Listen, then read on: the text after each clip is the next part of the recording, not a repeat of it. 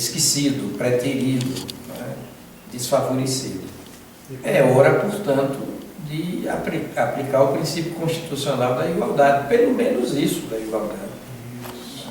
Nesse sentido. Excelência, a gente está passando também por outro momento, né, da questão da possibilidade do veto presidencial, né? E o que o senhor diria a respeito da questão da dotação orçamentária? Mas tudo isso a gente está pontuando para ele falar depois, né? Mas quanto ao veto, o que eu poderia dizer... Ele falar depois. Aqui, por exemplo, é coloquial. Né? A gente pressupõe que a Presidente da República vai exercer o seu poder de sanção ou de veto com toda a responsabilidade. Que o faça, portanto, cotejando os números, mas números verdadeiros e não falseados, e não a partir de blefe. Então, como eu constatei. Eu acho que a questão é fácil, é só comparar. Quando eu comparava, eu via que os outros poderes tinham um poder de atração dos funcionários, funcionários qualificados, muito maior do que o judiciário. O senhor soube que hoje o ministro Nelson Barbosa já admitiu que os cálculos do governo estavam errados em relação a nós, que eles propagandearam aí lá. Vocês me cobrem isso. E quando o judiciário e quando o executivo apresentar uma projeção do impacto do aumento do judiciário nos orçamentos futuros, esses cálculos também não eram verdadeiros, eram superdimensionados. Isso, porque eles projetaram para a mídia toda, né, que o impacto era de 25 bilhões e tralalá, né? Hoje o Nelson Barbosa veio a público dizer que não, que eles já fizeram os cálculos, realmente o impacto é de 10 bilhões. Tá vendo? Era assim desde aquela época. Eu até reclamava. Eu dizia, vocês vieram aqui para não negociar, porque com esse discurso que é cego para a realidade dos números, não há possibilidade de acordo. Vocês vieram aqui industriados para inviabilizar qualquer acordo. Ministro, mesmo com essa função constitucional do Poder Executivo exercer a sua discricionariedade de vetar o projeto ou sancionar, mas um projeto que saiu do Poder Judiciário, que foi ao Poder Legislativo, aprovado nas duas casas, na segunda casa por unanimidade, e o Poder Executivo veta esse projeto, não cria uma situação política delicada para... Não, eu não iria por aí, porque o poder de veto pressupõe mesmo uma reavaliação de tudo pelo Poder Executivo. Tanto pode sancionar como vetar, fundamentadamente. Eu diria o seguinte, a minha expectativa é de que tanto o veto quanto a sanção, cada uma das opções, se faça com toda a responsabilidade. E responsabilidade implica o cotejo real dos números, dos quadros. E como a minha época eu já constatava essa defasagem em prejuízo do Poder Executivo, eu não acredito no veto. Entendeu? É nesse sentido. Agora, eu não posso dizer que o veto vai implicar, pode parecer até uma ameaça, né? Uma espécie de coação, um desequilíbrio dos poderes. Né? Não. Se ela quiser vetar, veta. Agora, que faça com toda a responsabilidade, a partir de números reais e não números falsos. Entendeu? Porque o poder de veto é prerrogativa do Presidente da República e o de sanção também. Então, se entender que não é para sancionar, está no pleno direito, está no gozo de sua competência constitucional. Então, eu não iria por aí, para não parecer... Mas numa situação como essa de veto, na sua opinião, não seria um motivo para que o Poder Judiciário se empenhasse em buscar a derrubada desse veto? Aí é normal, aí faz parte também do jogo democrático, né? O Poder Judiciário, que sabe onde ele aperta o sapato, né? Tem todo o direito, a competência para batalhar junto às instâncias legislativas no sentido da rejeição do veto. O pau que bate em Chico, bate em Francisco. Tanto ela pode vetar, quanto o judiciário se empenhar pela derrubada do veto. Tudo às claras, não é? Tudo às claras, à luz do dia. dia, com assunção de responsabilidades. Desde que as coisas se façam assim, à luz do sol, está tudo certo. Excelência, a gente já está até se antecipando, né, para esse plano B, né, se for o caso, né, a gente está trabalhando a sanção, né, do projeto, mas pensando também no, se houver o veto. Então a gente já está percorrendo aquele labirinto, né, do Congresso Nacional, já conversamos com vários deputados federais, com senadores, né, e a gente sabe, para a derrubada do veto, a gente precisa de 257 deputados e 41 senadores, né. A gente acredita até que a gente já está com um número maior, com assinaturas inclusive, né. Não seria um desgaste maior do Executivo, né, enfrentar esse tipo de... Eu acho que não é por aí, sabe? Não, também não. Porque o Executivo está habituado a vetar e a sancionar e a suportar esse tipo de consequência. Isso faz parte do jogo. Agora, é bom realçar que o Poder Judiciário, que conhece a sua realidade mais do que qualquer outro poder, deverá se empenhar no sentido da derrubada do veto, por ser de justiça, né? Desde que o Judiciário esteja respaldado em números verazes, como eu acredito que sim, porque a minha época era o que eu constatava. Quem me convencia quanto à veracidade empírica mesmo dos dados, quem me convencia era o Poder Judiciário, não era o Poder Executivo. Então, meu testemunho é esse, é de quem protagonizou esse tipo de diálogo, de interlocução. Eu sou testemunha. Né? E vocês são testemunhas do meu empenho. Quantas reuniões fizemos, né? Com a Presidente da República inicialmente, eu pessoalmente e ela, depois no Ministério do Planejamento, depois no meu gabinete.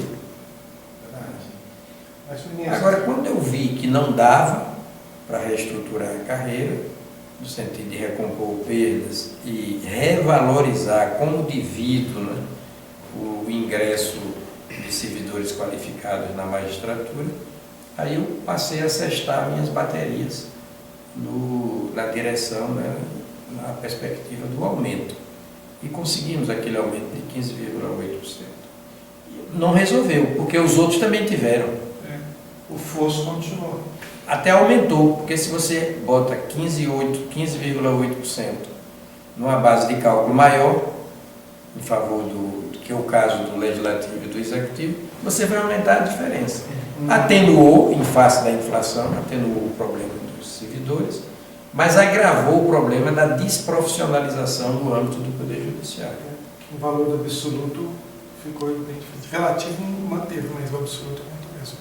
Agora, ministro, sobre a questão muito discutida da inconstitucionalidade do Judiciário ter independência administrativa, financeira, orçamentária, e todo ano a Presidente da República corta o orçamento do Judiciário. E depois a gente fica vendido com os senadores e deputados da base do governo, assim como com a imprensa, né, que joga contra a gente, dizendo que é impossível dar o reajuste porque não tem orçamento. Mas nunca vai ter orçamento, porque a Presidente da República sempre cortou na sua gestão, cortou na gestão anterior. Cortou quando não podia cortar, que era do encaminhamento da proposta orçamentária para o Legislativo. Quem pode cortar é o Legislativo, Sim.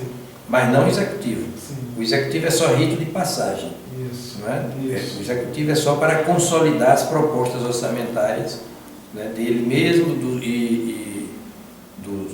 Ministério Público, do Tribunal de Contas, da União e do Judiciário, mas sem ter poderes para alterar os números. Isso. E eu protestei formalmente. Se você for olhar lá, eu defendi esse ponto de vista de que era inconstitucional esse tipo de interferência, né, do Poder Judiciário no encaminhamento do Poder Executivo, no encaminhamento das propostas do Poder Judiciário. Tá. Eu fiz isso por escrito. É uma ilegalidade, né? É uma inconstitucionalidade, é meu sentir. Sim. É meu sentir. Então, inclusive nós tivemos ano passado, acho que a liminar da Rosa Weber, não foi isso?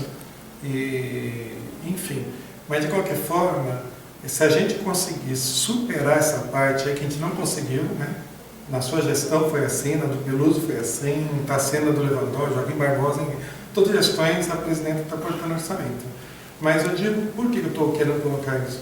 Porque conversando com os senadores... Me diga uma coisa, o Lewandowski conseguiu um aumento além daqueles 15%, né? Absolutamente nada. Não conseguiu. Não. Eu Absolutamente pensei que nada. ele tivesse conseguido. Não conseguiu para a magistratura, para os servidores nada. Para a magistratura, mas ainda assim descontando 5% da minha gestão, né? Foi. Não foi. Parabéns. Foi. Descontou. Eu pensei que fosse desconsiderar esses 3 anos, mas não, o último ano foi considerado e ele descontou. Foi. O patamar era de um ano atrás? Não era? Não era, era de um ano atrás. Então, quando da aprovação do nosso projeto na CCJ do Senado, a senadora Rose de Freitas, ela pegou vários elementos do orçamento judiciário, legislação, o limite da responsabilidade fiscal, né, LRF, e ela fez um discurso muito contundente, dizendo que o judiciário, melhor, o legislativo ali, estava cometendo uma ingerência no judiciário. Ela falou literalmente assim, esse orçamento não nos pertence, nós não temos que nos mexer com isso. Isso pertence ao Poder Judiciário. Isso no plano do Executivo, né? O Executivo não pode mexer nesse orçamento. Sim, mas no caso já está no Legislativo, na CCJ, né? Então ela dizendo o seguinte, que respeitando a independência dos poderes, a autonomia financeira e orçamentária, que nunca havia estado discutindo ali, que se está dentro da lei de responsabilidade fiscal, de lei do limite Não, potencial. aí eu acho que a última palavra é o Legislativo. Em matéria de... A nossa independência orçamentária está em 2 sentidos. Primeiro, encaminhar a nossa proposta apenas via Executivo, mas só para consolidação. O Executivo não pode mexer. Segundo, a nossa independência é gerir esses recursos orçamentários, uma vez aprovados no Legislativo. Sim. Mas quanto a gente desqualificar o Legislativo no que toca a competência dele para dar a última palavra, aí não tem como. Tá, perfeito. Mas de qualquer forma, nem é isso que eu ia dizer, não. Porque a gente sabe que o Legislativo tem poder de glosar, fazer as coisas. Tem né? poder de glosar. Mas na verdade. Quem não tem poder de glosar Porque é o Executivo. quando você fala. O Executivo tem. Isso. Pode até o mais, mas não pode o menos. Isso. Ele pode vetar, mas não pode glosar. Tá, entendi. Ele pode o mais, que é vetar, mas não pode o menos, que é mexer na proposta orçamentária do Judiciário, rever os números e encaminhar a proposta orçamentária do Judiciário, já modificada pelo Executivo. Deixa de ser do Judiciário, passa a ser do Executivo. E, ministro, se houver um entendimento prévio entre ela e o presidente do STF, e houver um acordo para mexer, é possível? Não. Não? Não, nem assim. Nem assim. Porque o presidente do Judiciário não é o Judiciário. E a independência é do Judiciário. É do Judiciário, certo. Tanto é que quando a resolução que resultou no A projeto... autonomia orçamentária aí é do Judiciário, não é do presidente. Mas uma vez vetado esse projeto, o Poder Judiciário pode, não mais esse ano, mas no ano que vem, enviar logo outro, é isso? Sim. Ou pode ainda esse ano enviar outro? Não. Agora a sorte está lançada. Ou a presidente sanciona, ou veta. Se sancionar, o veto total, o veto parcial. Se sancionar, está tudo resolvido. Se vetar, cabe ao Judiciário, se assim entender, batalhar para a derrubada do veto. Mas batalhar legitimamente, né? Argumentativamente, à luz do dia, tecnicamente, argumentativamente, para mostrar, a partir dos fundamentos do veto, porque o veto é motivado, nós vamos ver quais os fundamentos do veto. E o Judiciário se contrapôs a esses fundamentos. Como a presidente teve reunião hoje na parte da manhã com Nelson Barbosa, nesse planejamento, o Mercadante e o líder do PT, o Humberto Costa, né? Eu imagino que ela foi discutir a parte técnica. Costa é senador. Senador de Pernambuco, é o líder do PT no Senado. Porque o líder do PT na Câmara é o Vigílio. O PT na Câmara, não lembro, para ser sincero. Vigílio Guimarães, o irmão de... Ah, não, é o Tá, é o Zé Guimarães. José. José Guimarães, até passou na TV. Ele é o José líder, Guimarães. ele é líder do governo. Não é Vigílio, não. Não, não. Vigílio Guimarães. Ele é líder do governo e o líder do PT na Câmara é o deputado Cibá Machado do Acre. Pronto, você tem razão. É isso. Porque Porque tem o líder do PT e o líder do governo. Isso, exatamente. O líder do PT é o Cibá. É o Cibá, isso. E o líder do governo é o. Acho que é José Guimarães. José Guimarães. É o próprio, que é irmão do Genuíno. Irmão Genuíno. Isso mesmo. Então, mas. Então é isso. O que eu posso dar em favor dos servidores é um testemunho de quem protagonizou a interlocução na mesma perspectiva de reprofissionalização dos quadros de servidores do Judiciário. Eu estou falando de desprofissionalização e reprofissionalização porque foram as expressões que eu usei à ocasião. Eu digo, olha, o diagnóstico é de desprofissionalização. A medida corretiva é de reprofissionalização. Claro. Como? Fazendo o servidor do Judiciário ganhar mais do que os outros? Não, mas ganhar pelo menos igual aos outros. Isso. Pelo menos igual. E não era o caso.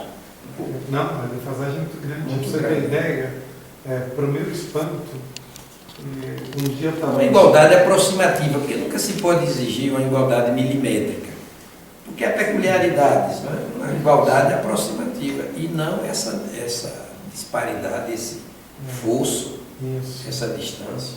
É. Por exemplo, convenhamos, um analista começar com 15 mil no Legislativo e no Judiciário não termina nem com 15 mil. Começa com Pode. 8 e termina com 13 depois de 13 anos. E agora foi a edital de concurso, acho que do planejamento, é 15 mil para analista inicial. É só ver e concitar a imprensa para fazer um trabalho responsável. Isso. A imprensa ver, não divulgar nada sem comparar os números. Inclusive, ministro, a minha ideia, a partir da declaração, que a gente vai gravar a declaração com ele completinho, bem limpa, né, para ele falar, porque a gente está desenvolvendo a linha de raciocínio aqui, né? Mas é disponibilizar para a imprensa, se ela quiser. Certo. Né? O papel tanto da imprensa quanto da Presidente da República nesse momento é objetivo, é de comparação de números oficiais, de dados oficiais. Ver o quadro, comparar o quadro do Judiciário Administrativo, naqueles cargos assemelhados ou iguais, né, comparar com os quadros do Executivo e do Legislativo. Isso. Bem por aí. É prova disso que o Nelson Barbosa hoje veio a público depois de tanto tempo para dizer que os números do E Judiciário... outra coisa, em trabalhar com os números, em termos de projeção de impacto na folha de pagamento da União, com fidelidade, com responsabilidade, né, com competência nessa projeção. Porque à minha época, o Executivo trabalhava com números estratosféricos, Continua. que não correspondiam à realidade. A estratégia continua a mesma. Por isso que eu estou falando que causou... Uma espécie de argumento ad terrorem para a sociedade. Isso. Até, ministro, falando da gente esclarecer para a imprensa, mas no começo a imprensa batia muito forte na gente por causa da exposição que o Executivo nos expôs, na verdade, né? E os servidores se organizaram, né, dentro da sua competência, que o senhor sabe que lá todo mundo é, no mínimo, pós-graduado, né? E foram para os canais de televisão, rádio, jornal, procurar as redações, editorias, né, para mostrar os números, né?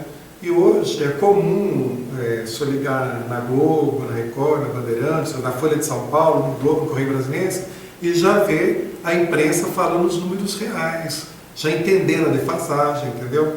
E a ponto que o governo hoje está admitindo que realmente o impacto não é 25 milhões, é 10 milhões, né?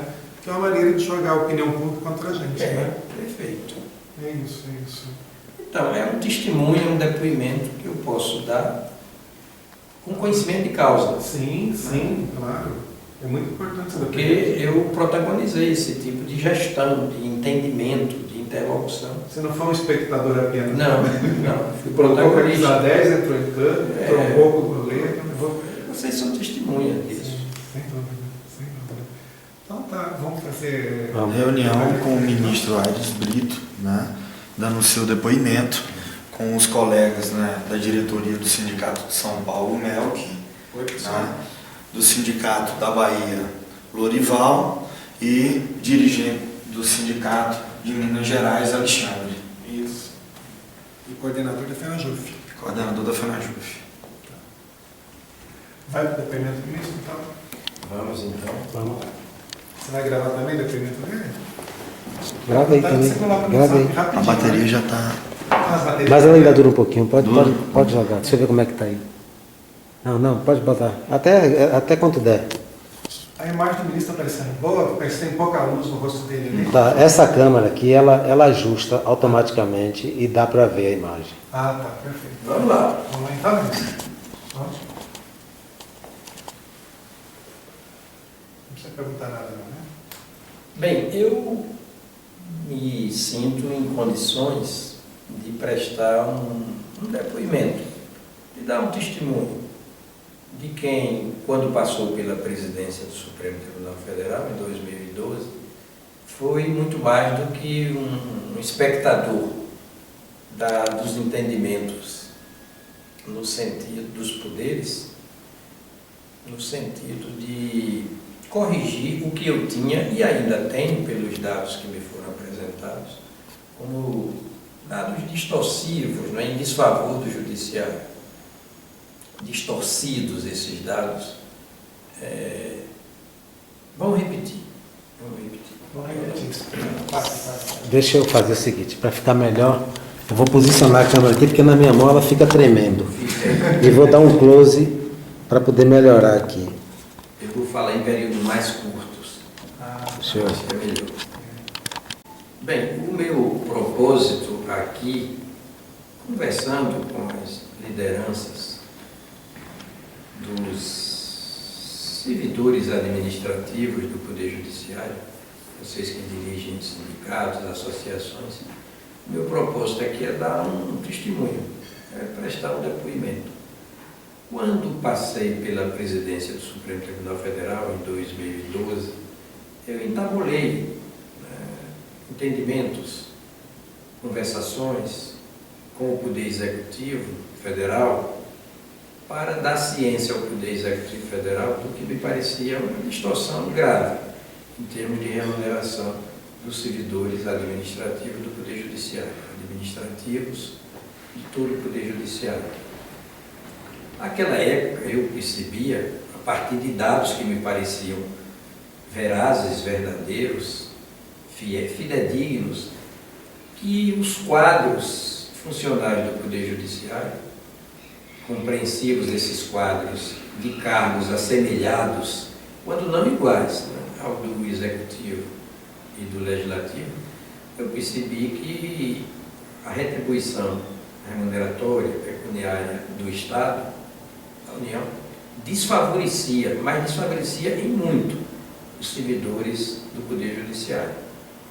É esse depoimento. Então, o que eu postulava junto à Presidente da República, pessoalmente até, Dilma Rousseff, que por sinal me atendeu muito bem, junto ao Ministério do Planejamento, à época era Miriam Melchior, a ministra, e outras autoridades administrativas. O que eu dizia era o seguinte: olha, pelos elementos objetivos, pelos números disponíveis para mim, disponibilizados para mim, está havendo, o meu diagnóstico é esse, uma desprofissionalização no âmbito do Poder Judiciário. Um desalento, um desânimo, porque cronicamente, né, de longa data, portanto, o Poder Judiciário experimentava um tratamento remuneratório desvantajoso, acentuadamente desvantajoso, para cargos iguais ou assemelhados. E isso levava os servidores do Judiciário ou a não fazer concurso para o Judiciário, preferencialmente a opção, né, primeira era para os outros poderes e não para o Judiciário. E quando eles ingressavam no Judiciário mediante concurso, o faziam já psicologicamente preparados para apenas experimentar um rito de passagem. eles migrariam para o Poder Legislativo e para o Poder Executivo. E, de fato, os números que me eram apresentados davam conta dessa temerária migração, dessa debandada, digamos assim, deixando o Judiciário mais e mais à míngua de servidores qualificados.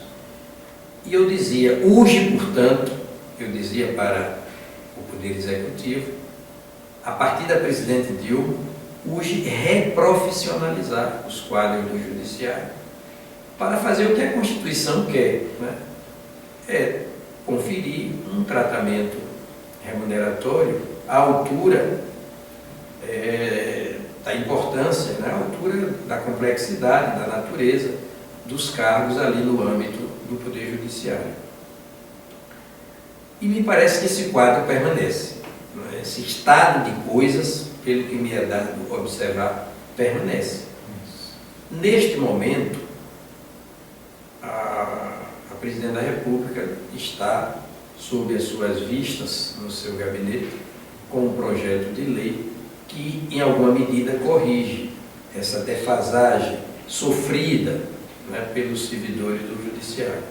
O que eu espero é que o poder de sanção e de veto, o poder seja exercido com toda a responsabilidade, à luz de comparação, de números, de dados reais, de valores objetivos. Porque, à época, os números que o Poder Executivo me apresentava não eram verazes, não correspondiam aos números que eu tinha sob as vistas, oficialmente, no âmbito do Poder Judiciário. Inclusive, as projeções de impacto de despesa na folha de pagamento da União que o Executivo me apresentava eram projeções superdimensionadas. Superdimensionadas. O impacto não era aquele, então, com a magnitude estratosférica que, então, os representantes do Poder Executivo diziam. Então, esse é um momento de seriedade, de o Poder Executivo, a partir da Presidência da República e de a própria imprensa, todos os que tiverem condições de interferir nesse processo substantivamente, se imbuírem da maior responsabilidade possível e trabalhar com dados objetivos. O que se está pedindo é descabido, é absurdo, é privilégio? Essa que é a pergunta, são as perguntas que devem ser feitas, E eu espero, portanto, que essa postura de responsabilidade funcional dê as cartas, seja a tônica para a sanção ou eventual veto. Eu não estou aqui coagindo ou intimidando, até porque não me cabe absolutamente. E eu, mesmo que me coubesse, eu não faria. Me coubesse como representante, se eu ainda fosse do Poder Judiciário, não me caberia coagir, ameaçar, intimidar ninguém. Não é da minha natureza, não faz parte da minha biografia. Pode ser um aconselhamento. Agora, eu espero, a minha expectativa é de que as coisas sejam resolvidas com toda a responsabilidade. Feito depoimento do ministro Aires Brito, aos diretores do Sindicato de São Paulo, Melk, diretor do Sindicato de Minas Gerais, Alexandre, coordenador da FENAJUF, e o diretor do Sindicato da Bahia, Lourival. Eu gostaria de ver se a gente pode colocar ênfase nisso daqui. Dá uma pausa.